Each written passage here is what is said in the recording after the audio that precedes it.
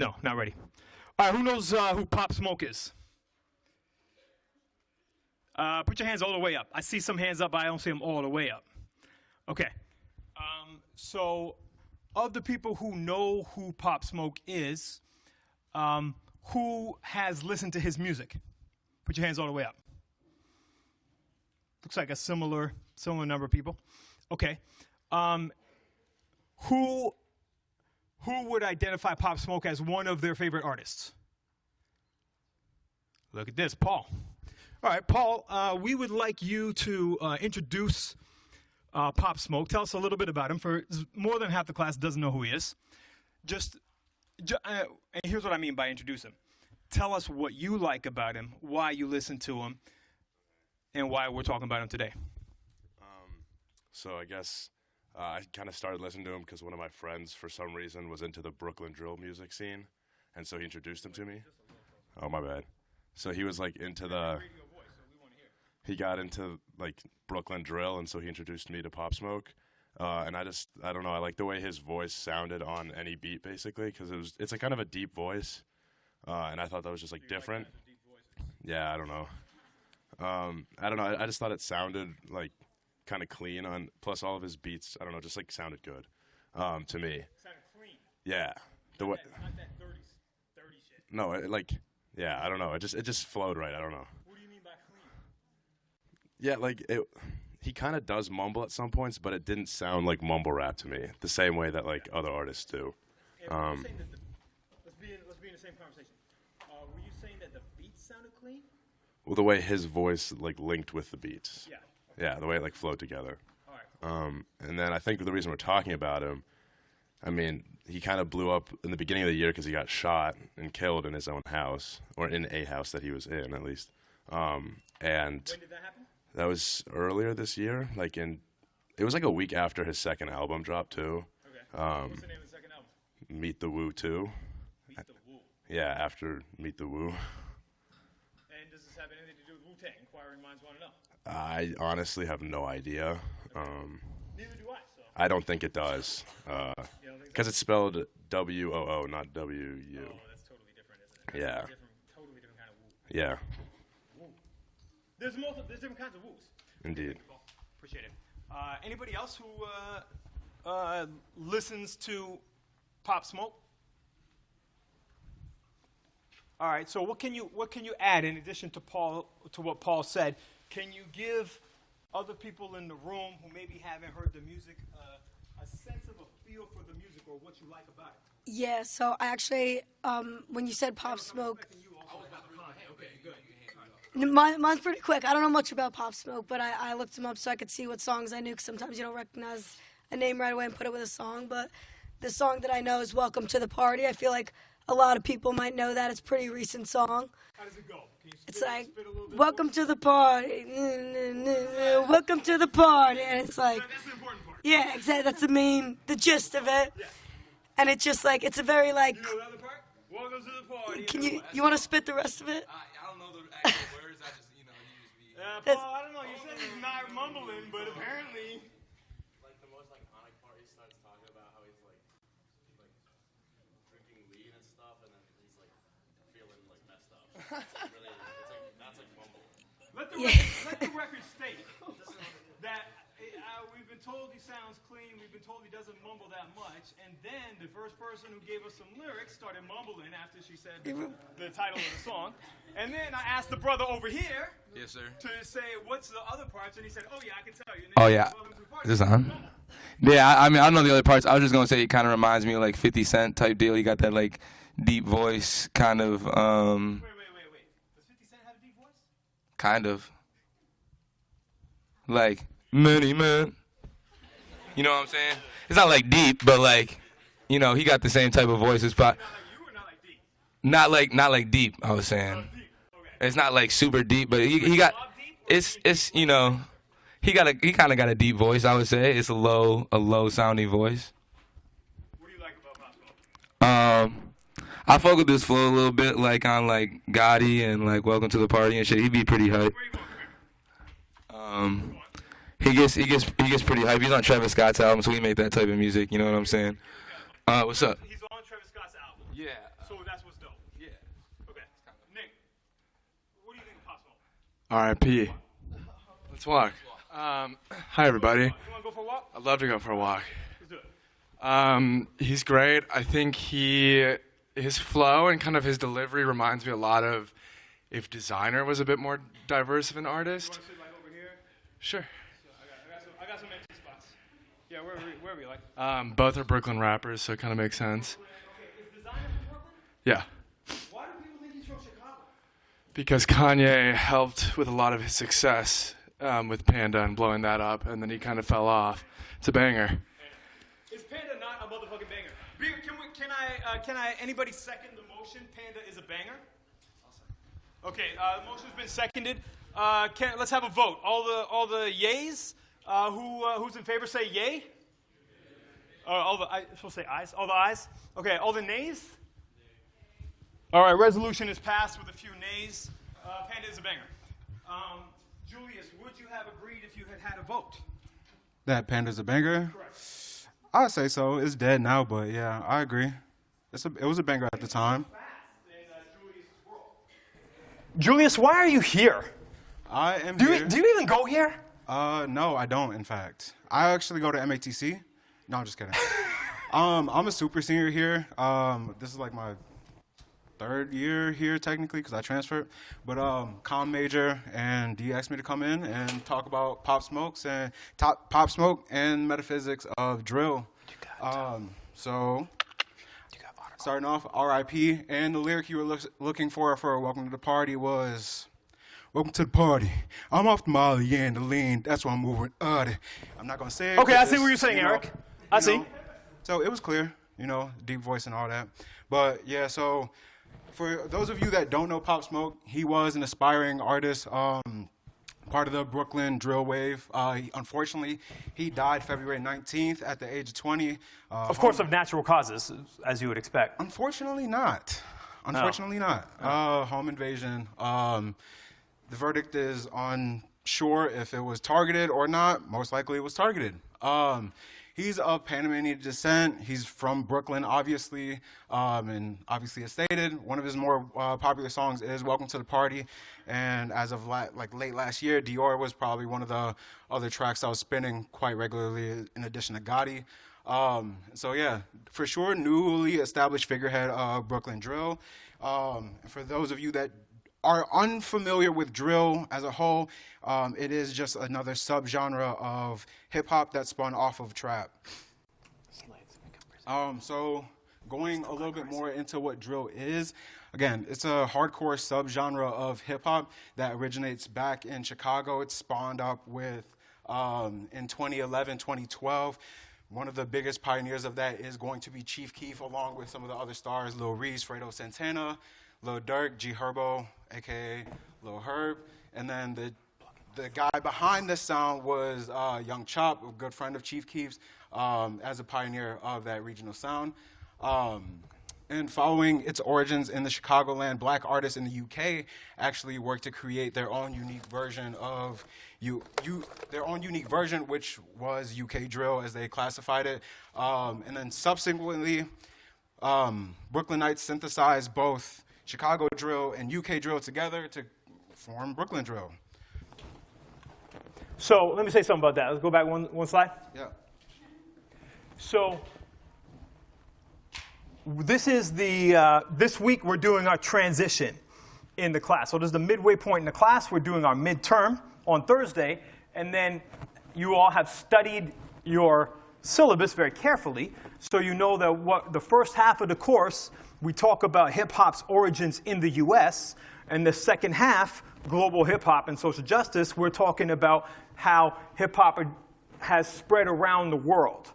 And one of the arguments that we're going to be talking about is a lot of the times people conceptualize things in sort of a one-way trajectory when in fact there's a reciprocal relationship, when in fact the movement of inspiration, styles, that sort of thing, politics are more reciprocal. So look at how interesting this is. When people talk about global hip-hop, they tend to think of it as hip-hop just starting in the U.S. and the U.S. influencing everywhere else. this is a really interesting situation where you have not just hip-hop, but a subgenre of hip-hop, right? So you have hip-hop, which began in New York, right? Brooklyn is a borough of New York.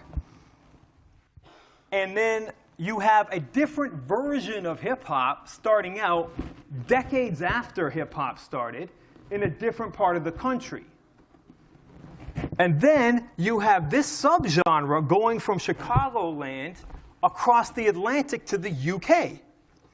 And then people in New York, where hip-hop originated, synthesized these two new diasporic global international forms of hip-hop to express themselves and their contemporary conditions. So it's a really interesting, it's not just a one-way street, right? It's reciprocal, and even thinking about things in terms of, like when we say international or when we say global, what do we mean? A lot of times we say global hip-hop, there's this way of thinking about it as if the US is not on the globe, right? We say, what we mean by global hip-hop is we mean hip-hop outside the US, right? And even you'll hear me do that. I haven't found a way around that yet. It shows how the limitations of our vocabulary. But here, as we can see, it's not just the case that hip-hop goes from the US to the rest of the world. Hip-hop is diasporic even within the different states across the US, which people never think about that. Right? In the same way as people talk about Africa as a country as opposed to a continent with 50-plus countries, the US as a state, as a country with 50-plus states, there is diasporic interplay across these different states and these different black communities. Right? So rather than black community, better to say black communities. Correct. I would agree with that. And then, I mean, even interestingly so, going off of that, drill is still just another subgenre of another subgenre being that trap that spawned in Atlanta. So I don't know, it just adds another layer to what D was saying. And I think you need a diagram with like the trap and the intersection. No, that'd be kind of dope. We should do that. Like a hip hop family tree. Yeah, or like a 3D animation. Family tree, that shit is old. Any animators in here? We can get that worked out. Computer graphics people. No. All right, we'll figure it out. But some characteristics of drill, obviously commonly recognized themes within drill, as much as you have heard. It's just very raw, it's very emotional, and it really just documents the conditions of Chicago street life in 2012, hence a lot of the violence and crime caused by economic oppression. You can have the stage. I got your slides right here. Thank you. It's hard to read Yeah, that. It's really awkward to, stand around. But yeah, so a lot of the violence and crime caused by economic oppression and racial ghettoization, again, by, like Toure said, and Hamilton said, internal colonization, and also just a lot of the glamorization and emphasis on the fashion and luxurious lifestyles reminiscent of mafioso rap, like Rick Ross and things of that nature. Right. And so what I really want to highlight is some of the more unrecognized characteristics, because obviously when you listen to trap, you listen to hip-hop in general, especially things in the mainstream, it's very easy to take away some of these more common themes and just write it off as totally that and just label these artists as very shallow and nihilistic individuals, when a lot of the time, a lot of what they're looking at is a lot of intense emotionality that's coming from this, a lot of vulnerability and insecurity from the street life, meaning that people don't know if they're going to survive on a day-to-day basis. So how they're coming off and the emotion that they're putting through is going to be very raw, it's going to be very direct and very brutal, and that's why it can come across as very just aggressive and very angry, and not so much as nihilistic, but just very honest. What do you mean by nihilistic? Let's not assume everybody knows. Oh, my apologies. So nihilistic is often describing people who are very self-deprecating and they don't see any future for themselves. So their music, the content, and how they behave is going to be very self-destructive. And so a lot of times when people look at genres as trap or drill, when people are talking about like drug use, they're talking about violence and killing other peoples in their communities, they're often just writing that off as being nihilistic in the sense that it's just very self-destructive, when in reality, while it is self-destructive, but it's a reaction to the conditions in which they live. And so again, trap and genres like it and drill are essentially just artists addressing their psychoaffective traumas of oppression in a very visceral way, and that's why it can come off as so nihilistic and so brutal. And I would even argue that a lot of the drug use and materialism that we kind of associate with these art forms can be looked at as coping methods instead of just pure glorification. Because think about the people around you. How many of you, when stressed about Julius. fighting? Go ahead. So, the stuff that you're saying right now is really important. Yeah. I want you to slow it down, and I think we should talk it out. I notice on your slide you've got this. You're presenting one side of the argument here, but you're running through it a bit quick relative to, like, you know, it's not clear that, I don't know for sure everybody knows this debate. So let's talk it out so that, because these are really important points. And I notice that you have here this coping methods versus glorification. So you're arguing that it's not simply glorification, but it sounds like you're recognizing that there may also be that element. So what I'd like to do is take a minute or two to ask people here what they think about that debate. And then let's see if we can articulate both sides of it. So for those of you who have listened to a fair bit of trap or a fair bit of drill, what do you think about this question? Like the themes, we covered these themes, right? There's a lot of materialism, right? Talking about brand names, talking about how much money I got, what kind of flashy car I got, et cetera, et cetera. You guys clearly know that there's a sharp distinction there between this golden era hip-hop that is so-called conscious hip-hop that I introduced you to, that we started the course with, that people more commonly think about as political, and think about what definition of political is being used, right? To say that Public Enemy is political and imagine that other groups are not political, like people say 50 Cent is not political. That's true if you mean by politics, politicians and governments and voting, et cetera. In other words, the formal sphere of politics, right? Formal politics. But if you understand politics in a broader way, in a more socially just way, in a more feminist way, in other words, if you understand politics as the dynamics of power in human relations, then you understand that there is no artist that's not political, because 50 Cent, every one of those songs, right, has something to do with dynamics of power in human relations.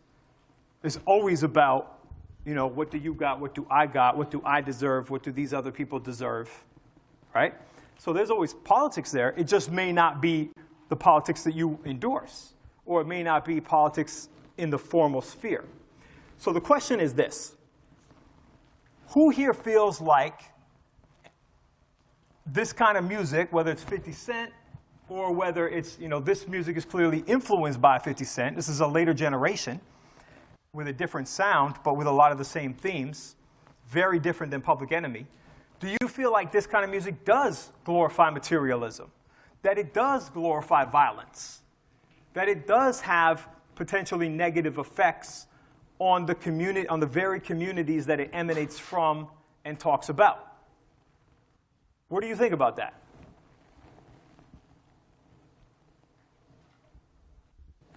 Is there a hand up there? Yeah, okay. Do we have a second mic? Here, I'll take that one. And Julius, get a fresh one from my man over there. Here we go, here we go. What's your name, bro? John Paulo. Say it again? John Paulo. John Paulo. So From Brazil. yeah. Okay. It's funny. Sometimes I'm funny. I don't know if you noticed it. So, go ahead.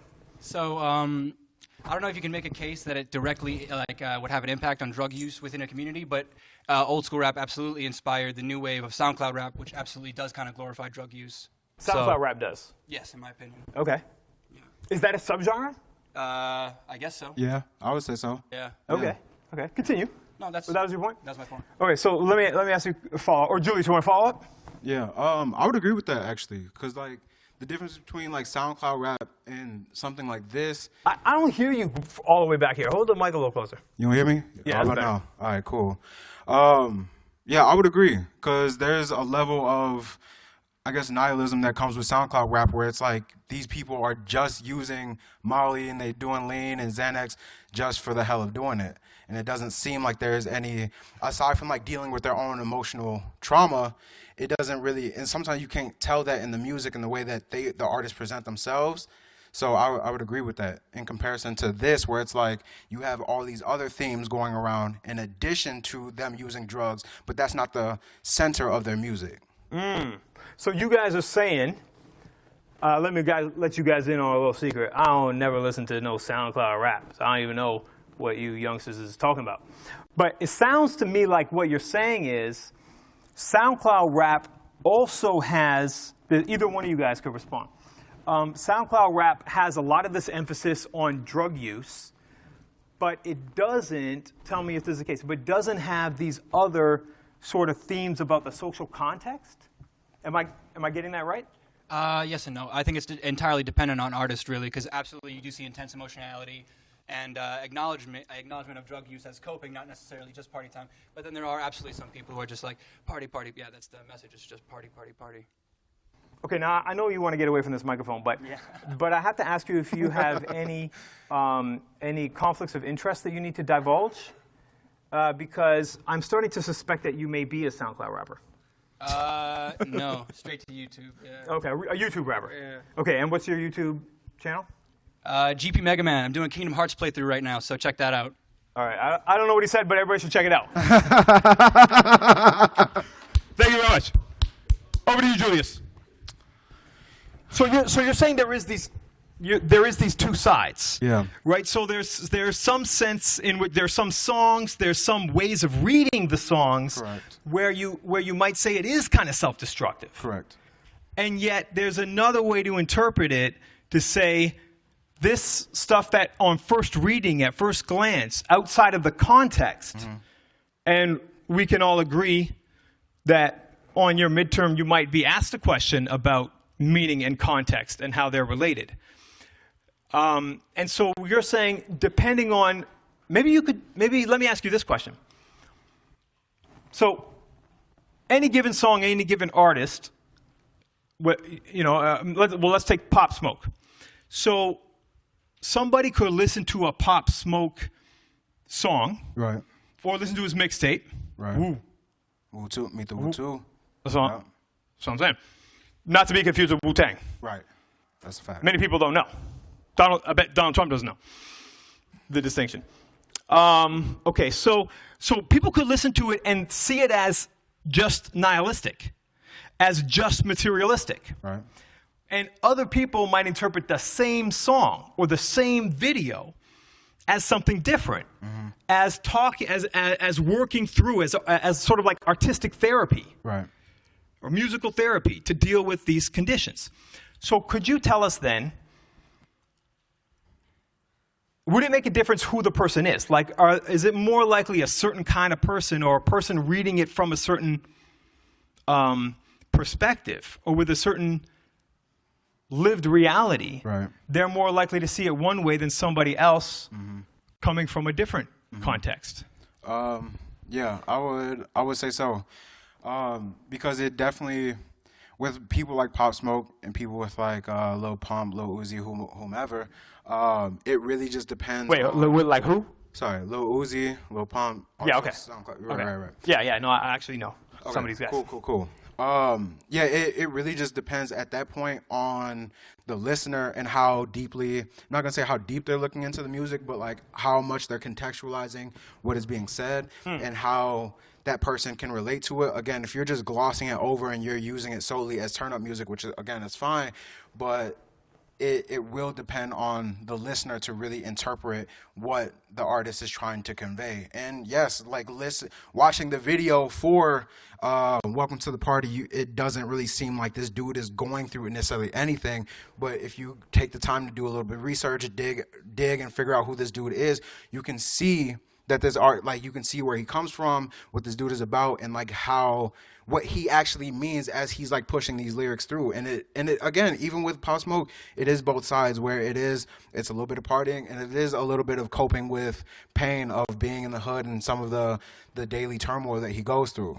So it really just depends on the individual listening to it. You want to ask them? Come on out to the stage. Yeah, Sammy, just wanted to ask you a question, Julius, about like drug use and music industry. Like a lot of musicians consider.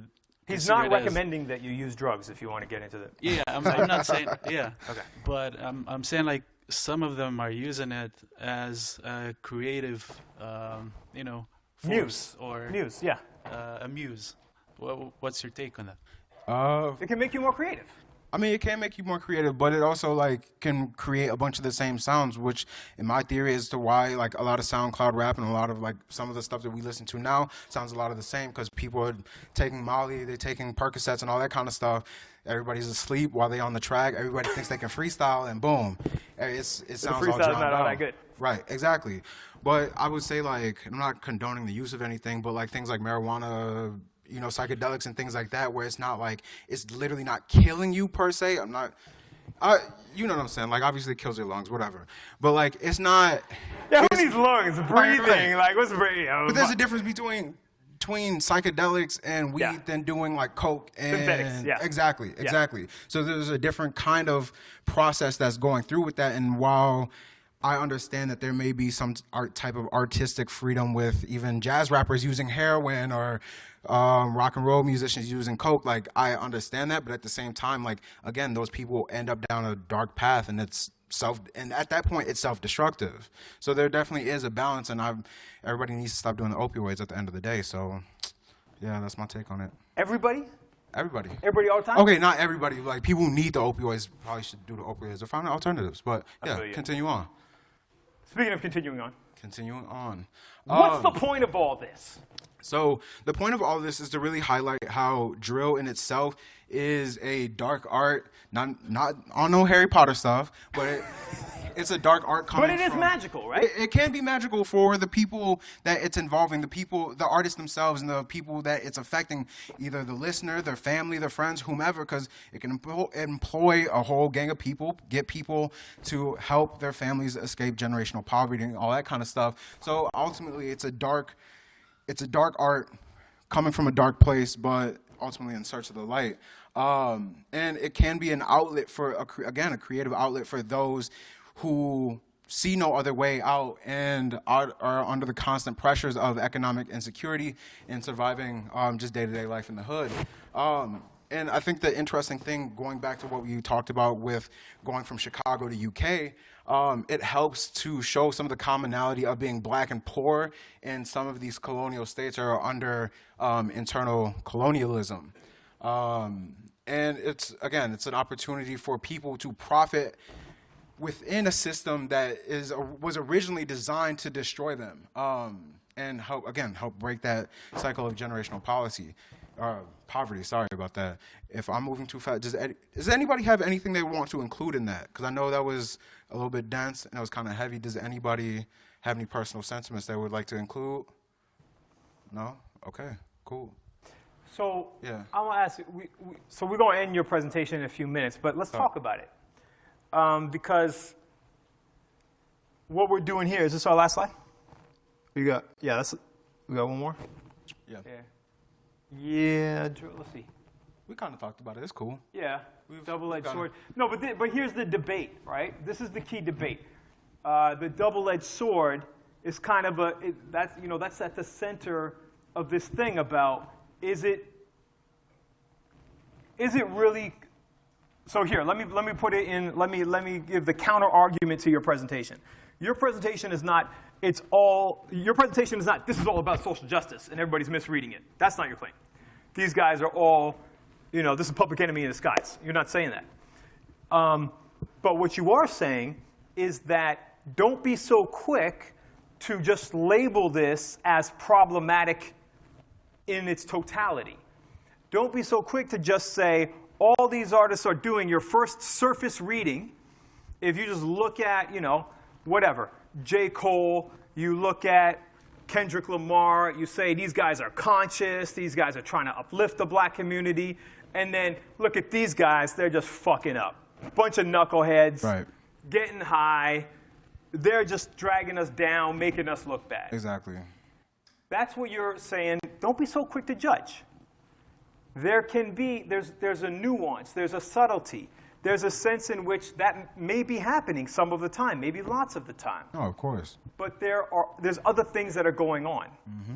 And so we have to be more sensitive. And the further you are, I think this is also your point about when I was asking you, were different people interpret in different ways.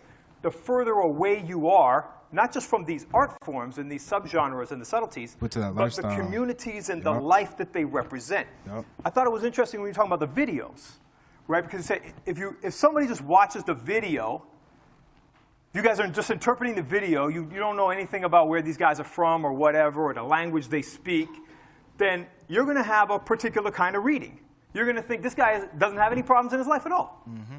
But if you're from the community that he's from, and that community is not necessarily Brooklyn, it could be the diasporic community. Right. It could be the hood in the UK or Senegal or somewhere else where even though the video says one thing, the emotional intensity in the voice, the slang, the je ne sais quoi, there's something in there that's resonating with you, that's letting you know there's something different going on here, which is beyond the lyrics. Exactly. Yeah, so I feel that. So that's where we get to this debate, right? Where... Next slide. Next slide. There you go. This double-edged sword. So here's the counter-argument to what you're saying. Go ahead. So I feel you. But how do we all, and I don't expect you to be able to answer this. This is a hard question. I may be able to. Well, you know, I brought you here for a reason. You did. So here's the question, right? Let me play devil's advocate, if you will. All right. What do you say to this? Julius, you are falling victim to the classic error that people do when they try to do cultural studies and they end up doing music journalism. And here's the difference. In journalism, you're just talking about the aesthetics of it, and you're making it sound like you're doing critical analysis. But really what you're doing is you're talking up the stuff that you just like, and you're talking down to shit that you just don't like. And so if you don't like the conscious rappers, you're just like, you say, oh yeah, that shit is, you know, it's cliche and blah, blah, blah. And you feel these guys, so you just make up an excuse and you say, yeah, you don't realize it's deeper level, they're coping mechanisms, and it's different than SoundCloud rap, you know, when really, you don't like SoundCloud rap because they suck, and you like these guys because they're dope, and you're just making excuses. I dare you to take down that argument. All right, so first of all, I enjoy conscious rap. I enjoy SoundCloud rap. I'm a fan of all forms of hip-hop, so there's no necessary bias in that point, so that is a refute on that. And in terms of this not being a critical study, I would say being of a person that comes from a very similar background and being close to people who come from similar backgrounds, it's not that I'm looking at this from a sociological standpoint and not necessarily just from a journalistic standpoint or looking purely at the aesthetics. I'm looking at the conditions in which a lot of these individuals are coming from. And if you were to go to these communities, if you were to understand how black and brown oppression has operated in this country on a global, well, I guess obviously that's not on a global scale, but how colonialism happens on a global scale and how it has impacted a lot of black and brown communities, both in the past and up to this day, and how that's come to shape the conditions in which they live, and then also then look at how individuals on a day-to-day experience, not just these musicians, but how individuals are expressing themselves in this reality. You would see that what I'm saying is not purely for the aesthetic, is not purely for me hyping it up. And in fact, I only started listening to Pop Smoke like maybe last fall. And so it has nothing necessarily to do, and while I think he's dope, I didn't really like him at first. It took me a minute to like warm up to him, but again, Wait, why didn't you like him at first? I mean, it was whatever. I just kind of like wrote it off. It was just like more just new dudes, whatever. He was like Public Enemy, that's what. Sure. If that's the route you want to go, sure. I mean, but again, it's the same thing with like Chief Keef, same thing with Fredo Santana. It's like all these dudes, they come from a very specific background, and unless you understand the context in which they live, then it's hard to. Then yes, you can just simply write it off as easy to write off. Exactly. It's so easy to just write it off as this is something that like I'm just trying to hype up and I'm looking too deeply into it, blah, blah, blah. Yeah. That's fine. But again, I would then argue back, like, how deeply are you looking into it? And are you really looking at the context in which these individuals are striving from, and how much historical context are you providing for any form of hip hop? Because it's not just the but if my argument was, if I was coming from this sort of like hard line, old school, conscious, if I was coming from the Hotep, I'm King Son. You guys remember King Son? Played you the King Son video, right? He sounded really good the first two verses. He's talking about, if you're really down, name a country in Africa. He's talking about, look, black people got to stick together, fight for social justice, equal rights. Then he starts talking about women. All of a sudden, you get the misogyny. It's just off the fucking rails. Right. Okay? So, but let's say I'm coming from that sort of stereotypical, well-intentioned, conscious hip-hop. And, Paul, even before right at the beginning of this class, Paul, you were making a distinction between, I just asked you, nobody mentioned mumble rap, but you were sort of contrasting Pop Smoke with the generalities about mumble rap. And you were saying that, the way I interpreted what you meant when you were talking about how he's more clear, is that I think you were saying that in a way he manages to convey something more meaningful to you when you listen to it than what's associated with mumble rappers. And so, and then then we had this little joke about, well, okay, then people are describing it, y'all are mumbling. But maybe that's because what's communicated is beyond the words, right? And you have to have some empathy and some sympathy for these artists and their specific circumstances. And that specificity is not just that they're black. Right? Because there's lots of black people who are middle class, they're going to have no sympathy. And it's a lot of working class blacks who have that sort of old school Hotep vantage, where it's like, well, the lyrics aren't clear, and you didn't say, fuck the police, and you didn't say the government's responsible, and therefore you're a fraud. Right. I would just say this. To be conscious is to be completely aware of what is going on around you. And so just to be a conscious rapper, you need to be not necessarily just looking at the economic oppressions in a very like classical way, as what D was describing with like Public Enemy and like NWA for certain regards, but there's a lot of things that you have to be conscious in a contemporary context. There's a lot of things that are going on within communities at this very moment, and people like Pop Smoke, people like Chief Keef, they may not be able to articulate it in the exact same way, but there's a level of rhetoric that they hold in their sheer presence and how they're pushing forward their message in order to have that come across as a level of consciousness.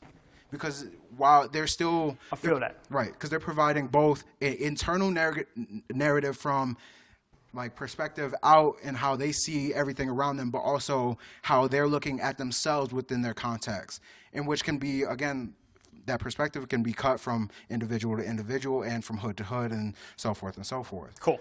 All right, so give it up for my man, Julius.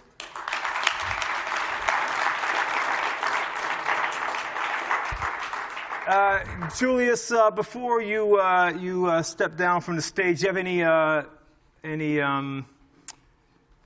contradictions to disclose? Any conflicts of interest? Is Pop Smoke your cousin?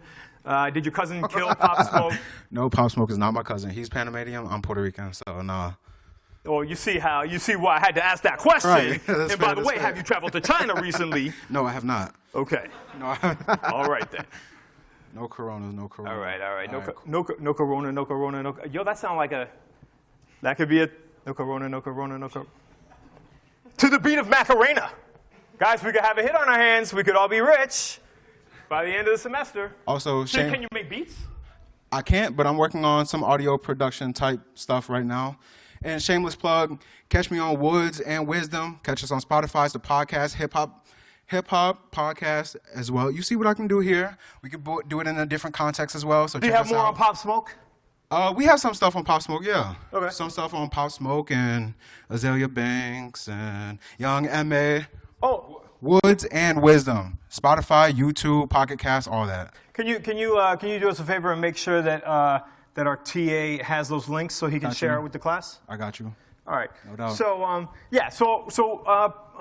please join us for the rest of the class. I'm going to talk a little bit more. Thanks a lot. Thank you. Yep, thank you there for was a your question. time. What's up? I just want to know if you were an MC or a rapper. I am not. No, I am not. Just answered it saying you have a podcast. Yep. I mean, I work on audio stuff. It's not beats. Just because he's not a rapper doesn't mean he's not hip hop. There you go. Okay. All right. So Thank you again. I appreciate y'all time. Yeah. So now let's.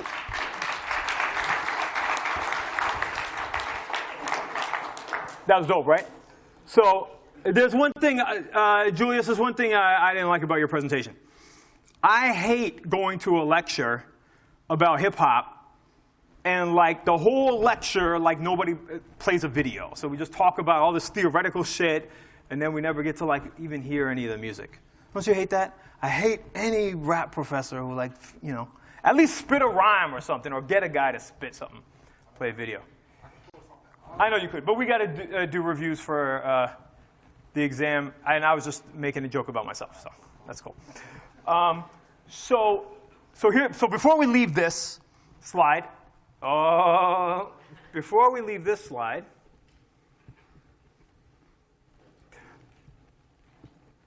let me ask you an exam question or an exam style question. So you guys all heard the debate that we're having, right? That we're talking about. And it's a difficult debate. It's not something that has there's an easy answer. So here's a question. But we have these themes. So we'll do two questions. We'll do a politics question, and we'll do a social justice question. It's not working here?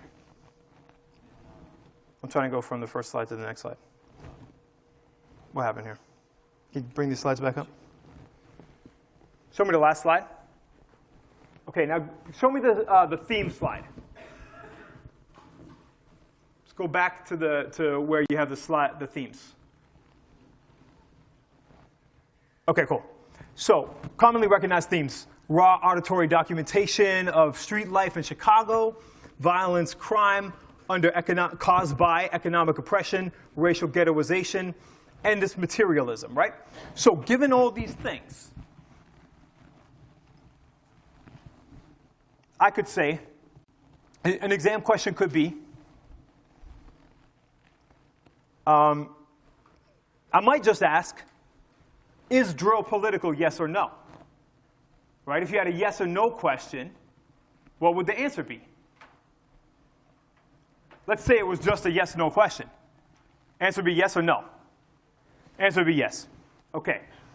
If it was a short answer question, if it was a if yes, why, what would you say? Go ahead.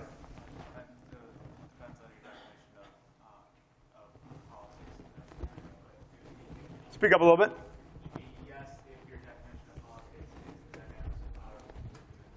Right. So if you're using a definition that is a feminist definition or a social justice definition or a critical definition that sees beyond the formal realm of politics, that's why you would say yes. Right. So we could have a question like that, but what if the question was, assuming the mainstream definition of politics is drill political, yes or no? Then what would the answer be? Answer would be no. Or the question, if it was a short answer question, might be a question like, depending on your definition of politics, you could argue drill is political or not. Give one definition of politics that would make drill not political and give another that would make it political. And then you would write that out. Or there may be 5 definitions of politics, and you pick one that goes with the correct response. So those are different ways that I could ask that question. Now, let's talk about this. So the debate, yeah. I don't know where I'm holding a mic and I'm mic'd up. If you were to ask us to cite 2 different definitions Yeah. of politics, do both have to be definitions that have been cited explicitly in class, or can they be outside definitions as well? Well, I mean, it just depends on how the question's worded. Okay. So if it was a short answer question, which, by the way, for your final, you have short answer questions. For the midterm, it's all multiple choice. Okay. So here, you'd just be picking stuff. Okay. So I would be giving you the definitions. Gotcha. But if it was one where I asked you, then if I phrased it the way I did here, if I said write 2 definitions, and I didn't specify, then yeah, you just make them up, or you pull them from wherever. But if I said, in class, we discussed 2 specific definitions, give them and say blah, blah, blah, then it would be those specific ones. Gotcha. Cool? Thank you. OK, so now, one other review from this, and then we'll go to your surprise event for the evening. Second surprise event for the evening. So this debate, wait, let's go to the last slide. Sorry, this is the second last. Give me the last one. So the debate that we're talking about, that we went back and forth on, here's what we didn't do. What Julius and I didn't do is put it in, we put it in a social context when we were talking about how you would interpret it, how you would argue, is this kind of music, is it nihilistic, is it self-defeating, is it overall harmful to the communities from which it emanates, or is it beneficial? Is it representing a way of processing the experience of oppression and violence and talking about it and verbalizing it and making it known, right? So these are the 2 arguments. So we discussed the social context and how where your vantage is going to affect how you see it. But what about this? You guys have learned in this class some theoretical tools to evaluate this kind of question more analytically than prior to taking this class. So, in theory, you should be able to apply theory such as Brian Barry's theory or Torrey and Hamilton's theory in order to help answer this question. So if you were applying Brian Barry's theory, how would that change it? How would you answer the question? How would you talk about this debate? So the debate is this music more nihilistic than positive? Does it have more of a negative effect on the communities it emanates from, or more of a positive effect? How would you talk about it in terms of the theory of social justice, any of the theories of social justice? Could be black feminism. Could talk about intersectionality. Any of these theories, how would you analyze this?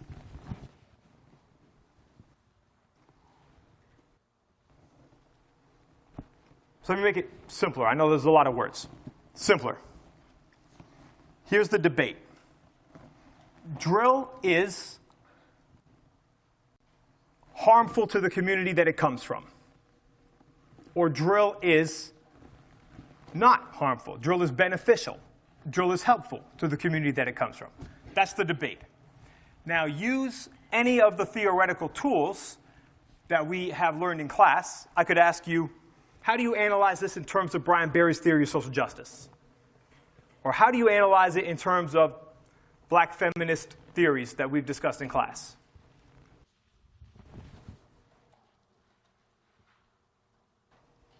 What you got?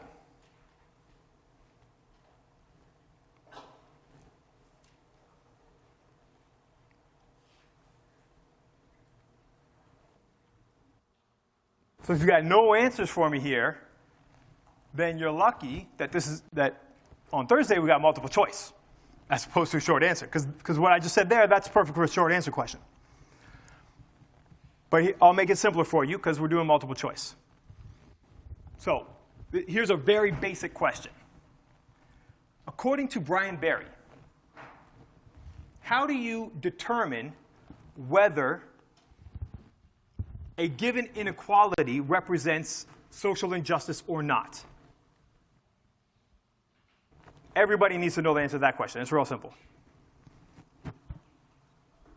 What's the criteria that you apply in order to answer the question, does a given inequality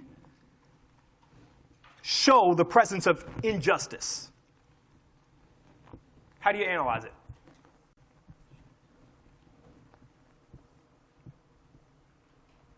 Nobody knows? Yeah. Exactly. You look at the distribution of rights, opportunities, and resources. What effect does it have? So when we're talking about it, we're like, oh, well, maybe the person's coping, maybe it's glorified, maybe it's going to make people want to do drugs, maybe it's going to make people want these material items. So to put it in concrete terms, you say, what effect does this cultural product have? Does this cultural material have on the distribution of rights, opportunities, and resources? So one of the arguments that was on one of the slides was that, Julius, where did you have that? Where you were talking about, well, here's one thing. Around the world developed diaspora culture in response to conditions of contemporary colonization. So that's a resource.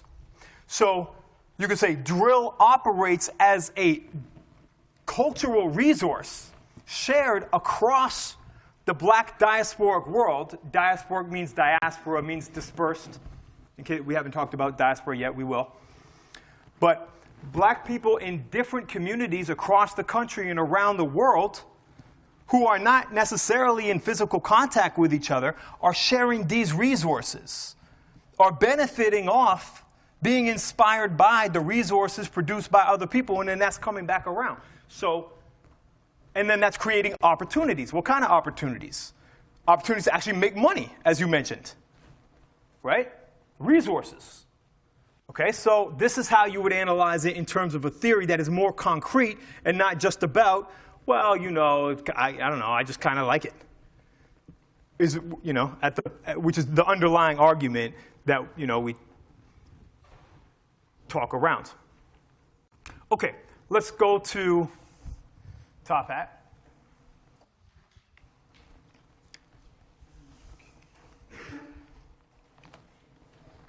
So let's do attendance real quick.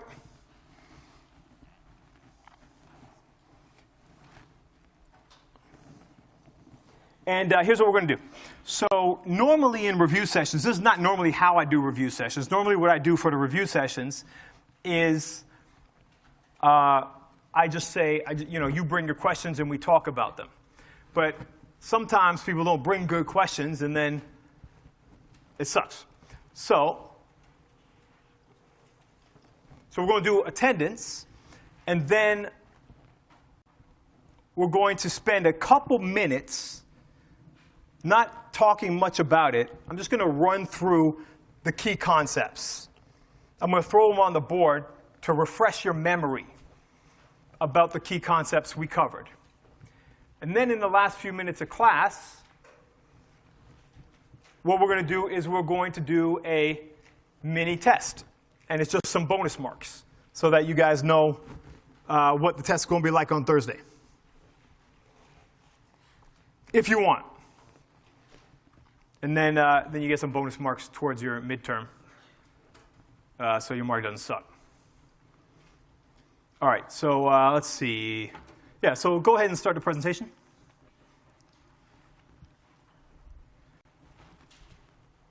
So, all right. So is the clicker going to work here? Yeah.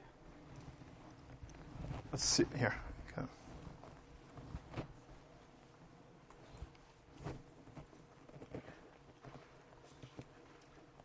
So week 1, we didn't have any key concepts. Is that true? That's true, right? Did I cover, in week 1, I might have talked about the elements of hip hop, the elements and the values. Did I not? I think I may have covered that. So that's important for you guys to know. There's four values of hip hop. So we define hip-hop culture in terms of values. And I won't ask you what they are. If you don't know them, go find them in your notes. Here's a tip. They're listed off in the Africa Bambaataa song with James Brown. So you guys know, and you all should know what those are. Now, oftentimes people confuse the values of hip-hop with the elements of hip-hop. The elements of hip-hop, we have the core four, and then we have the fifth element. So those are things you should all know what I mean without me stipulating what they are. If you don't know, check your notes, ask a friend, act like you know. All right. So then moving on from there, so you got to know those, and you got to know what they are and how we've used them in class. My mic on? Yeah. OK.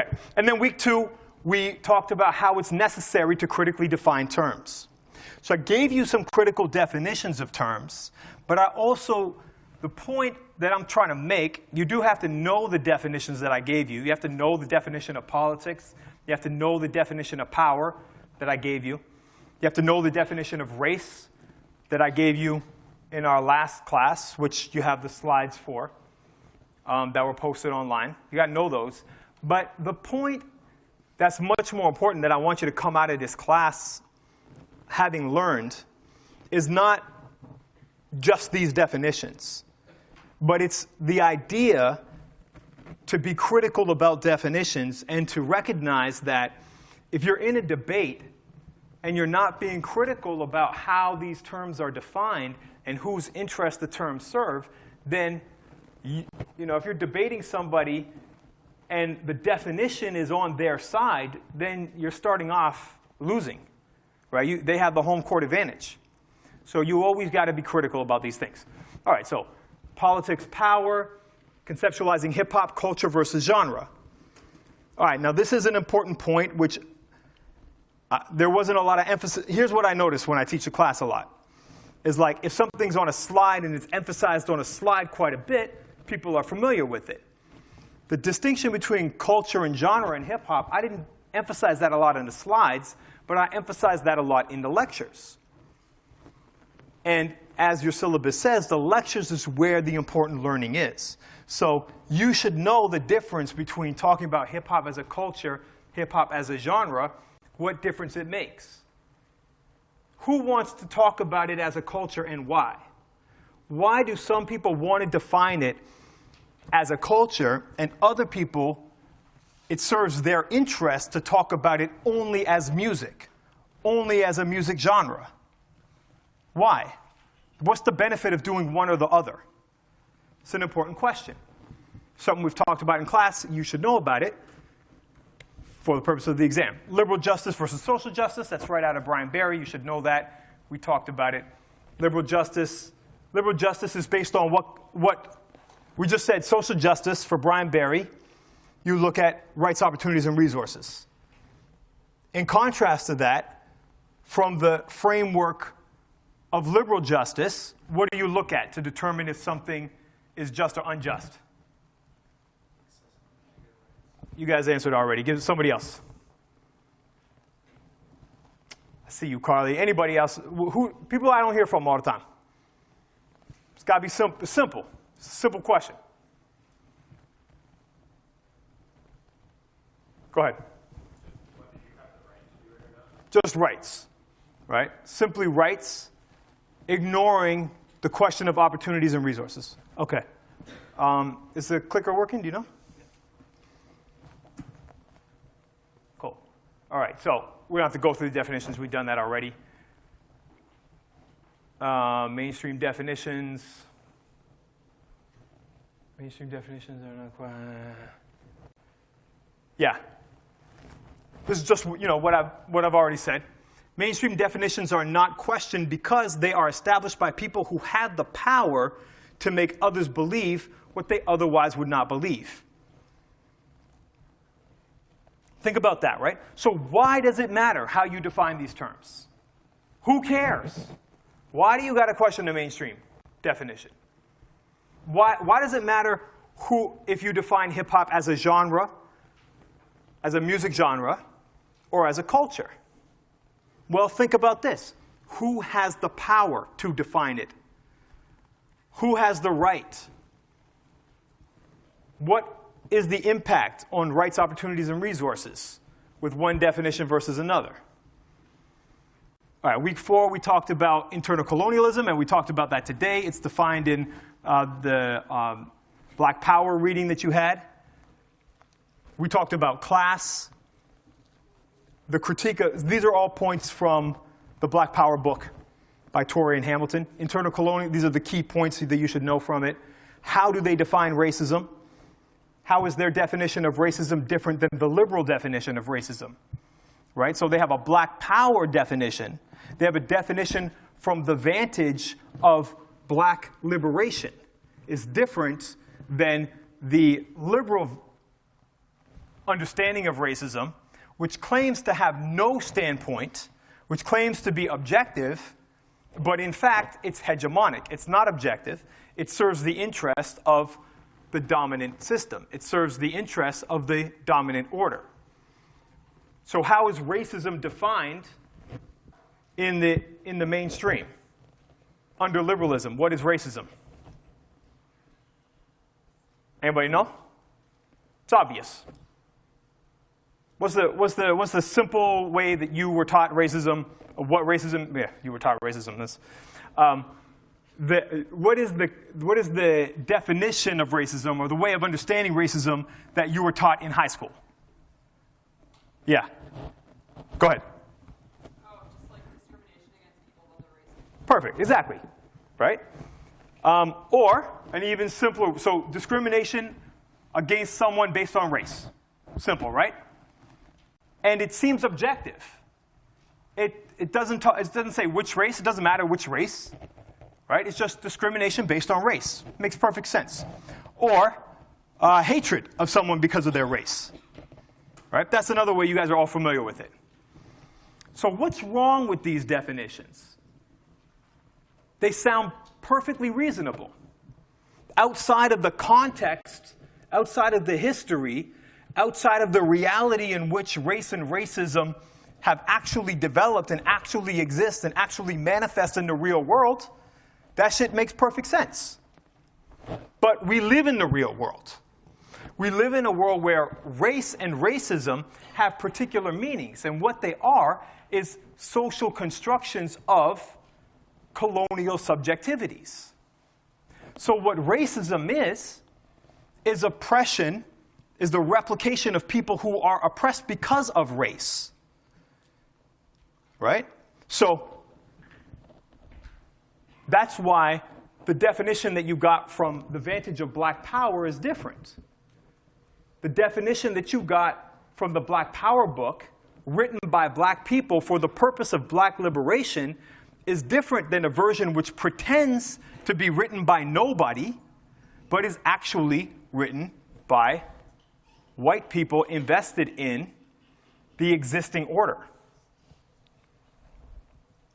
So if you actually, doesn't matter what race you are, right? If you are a white person who actually wants to be an anti-racist, you need to have a definition of racism that really gets at what racism is in the real world. If you imagine it's this just amorphous thing of just like, oh, anybody doesn't like anybody because of their race, that's not really what it is.